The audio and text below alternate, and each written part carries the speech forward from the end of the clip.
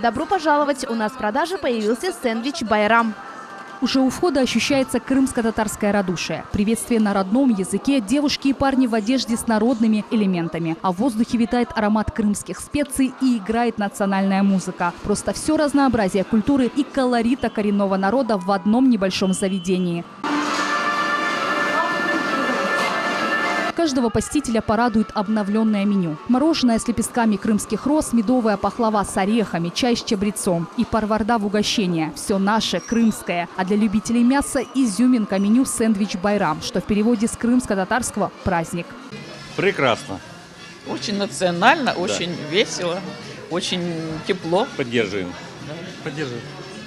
Мы сразу обратили на это внимание. Зарина Бекирова уже оценила крымско-татарскую атмосферу в кафе. Говорит, еще на улице, услышав родную музыку, не смогла пройти мимо. Чувствуется, да, вот наше, как бы сказать, свое, как бы, крымско-татарское. Месяц крымско-татарской культуры в сети кафе быстрого обслуживания в самом разгаре. Для заведения пиар, а вот для представителей крымско-татарского народа предновогодний подарок. Богатство полуострова в его многонациональности. Тематические мероприятия еще больше сближают гостей и жителей Крыма, считает руководство заведения. Чтобы радовать наших посетителей, мы решили попробовать такую промо-акцию.